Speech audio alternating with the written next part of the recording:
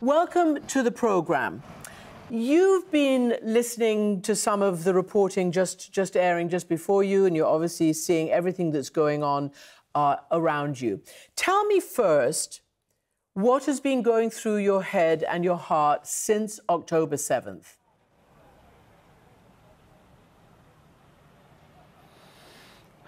Well, since October 7th, everything has changed in some ways, and in other ways, everything is, my worst fears are coming true. As you mentioned, I fought in Gaza in 2014. That war was also preceded by a horrific terrorist attack, just like we saw on October 7th. 3 Israeli teenagers were kidnapped and murdered, which led to a... Oh. Don't worry. Sorry. No worries. Which led to a horrific, which led to the firing of rockets, a massive crackdown on Hamas in the West Bank, and firing of rockets, and then a ground invasion.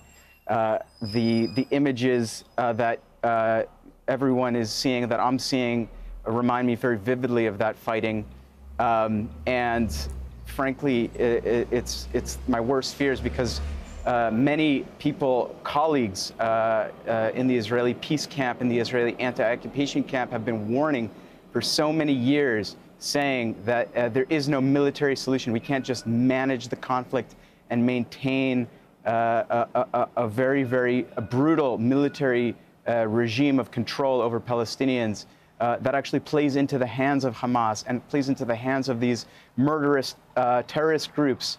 And so all I've been doing since then is trying to share my message, try to share my experience, and try to avoid making the same mistakes that we made in 2014, when Hamas only got stronger after we bombed them and killed thousands, and we struck them a decisive blow, or that's at least what I thought at the time, but I only saw afterwards that my own government strengthened Hamas.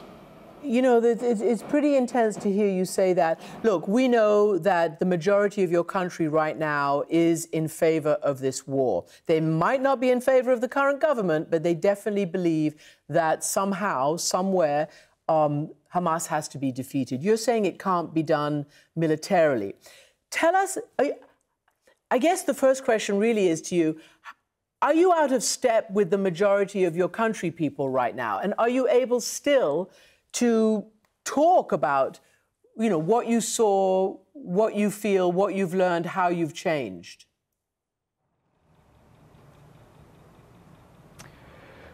Yeah, well, I'll add, you know, I'm not a pacifist. I believe that Israel has the responsibility to defend itself against Hamas, and of course, that includes military actions. But I think that right now in Israeli society, there's a debate going on as to whether this war that we're fighting should be against Hamas or should it be against the Palestinian people. And you have members of this current government who have said, since the horrific atrocities that we saw on October 7th against Israeli civilians and the kidnapping of Israeli civilians who are still being held, they have made it clear that they aren't differentiating between civilians and Hamas. Even last night, a senior member of the coalition, on Saturday night, senior member of the coalition, a member of the cabinet, Bezalel Smotrich, the finance minister, and the minister overseeing the West Bank in the Ministry of Defense, said that he doesn't really see a big difference between the Palestinian Authority and Hamas. The Arabs are the same Arabs. So there are many Israelis who disagree with that, and there are many Israelis who are questioning the assumptions and questioning the lies that they've been told for so many years. And maybe it is a majority who has believed the lies that our government has told us. You know, I think that this is an opportunity for partners of mine in the Israeli peace camp. I saw many of my... Yes? I can hear you. Let me ask you another question, Benzi. Let me ask you another question. Okay. Benzi, your line has dropped. We're going to redial you, and we're going to bring you back. We're going to bring you back, okay? So Stand by and we'll bring you back. I want to ask you again about the op-ed, the article you wrote for the New York Times, describing what it was like, you know, in the deployment in 2014 in Gaza. You wrote, you know, that some of your soldiers were feeling doubts at that time, and then you wrote your own thoughts on a piece of paper. And you wrote this: I wrote that some members of my team had been tallying the number of soldiers killed and discussing whether this operation was worth the losses. I think it could be worth it, I wrote, as long as we decisively eliminate the threat. That's the lie they told us, and the lie that's being repeated today, that we can decisively eliminate the threat of Hamas through a military operation. Benzi, how did you come to the conclusion that you couldn't?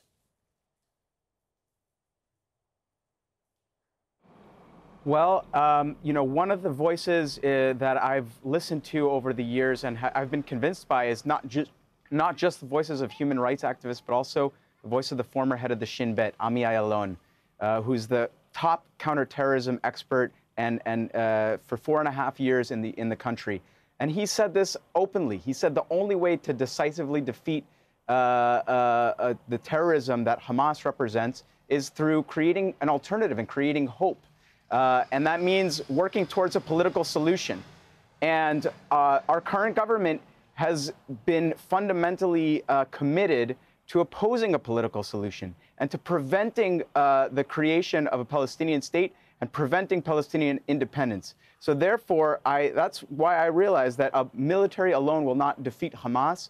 And that's why I think that our government needs to be changed immediately.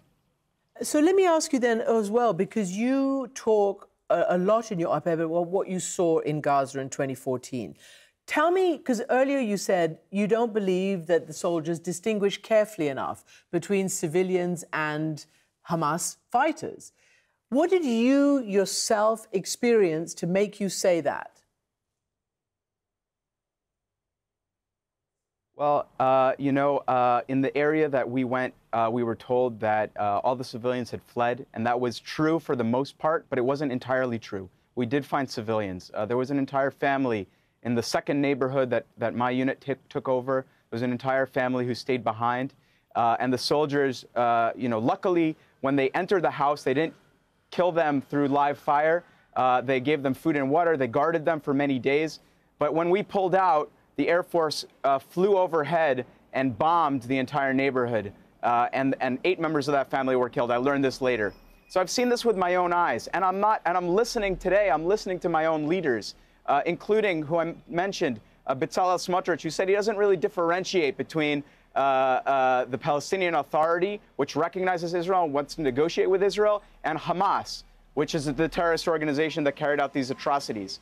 The Arabs are the Arabs. That's what he said on Saturday night on Israeli television. So it's hard for me to believe. I don't believe it. I've seen it with my own eyes. I don't believe that Israel is doing everything in its power to prevent civilian casualties based on the statements of members of the Likud and other members of the coalition. And I think that that's a result of the fact that this government doesn't view the Palestinian people as the future partners for making peace with. And they are just convinced that overwhelming military power is going to bring us safety and security. And this is a catastrophic mistake. It's the same catastrophic mistake that led us to the horrific events of October 7th. And we absolutely need to change that. We need our partners abroad. We need the U.S. government. Also, I'm an Israeli, but I'm also an American. And I expect that the American government also not just pays lip service to the idea of pursuing a political solution. You know, settlements are expanding at an incredible rate.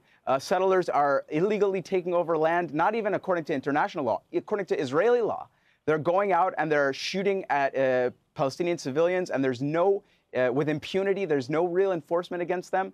And so I think our international partners and allies need to take a stance on the side of the Israelis who are demanding a political solution and are demanding differentiation, and that our government makes sure not to harm and kill innocent civilians. Benzi, obviously they tell us endlessly that they are doing their best, but you can see allies like the United States are getting increasingly worried, not to mention everybody on the ground, about the civilian toll.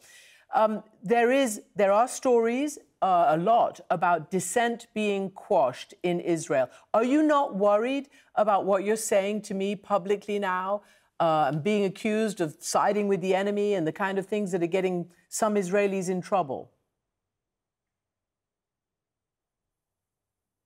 You know, it's a risk that I have to take for the future of the people of Israel. Siding with the enemy would be ironic for my government to accuse me after my government, in order to prevent a Palestinian state, actually facilitated the transfer of hundreds of millions of dollars to Hamas and preferred to bolster Hamas and to delegitimize the Palestinian Authority and Palestinian human rights organizations. They designated Palestinian human rights organizations as terrorist organizations. They categorized Palestinian diplomatic initiatives as as diplomatic terrorism. But Hamas, they facilitated the transfer of hundreds of millions of dollars. And they also crushed Palestinian hopes of independence, which also fed the fuel of Hamas, because that's what Hamas is, the enemy of peace. And when our government committed itself to preventing a peace process and preventing negotiations, they were actually helping Hamas.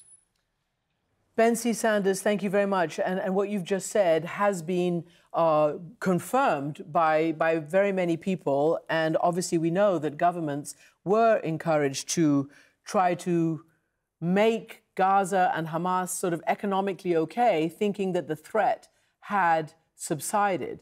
But clearly, we know that it had not. Benzi Sanders, thank you very much.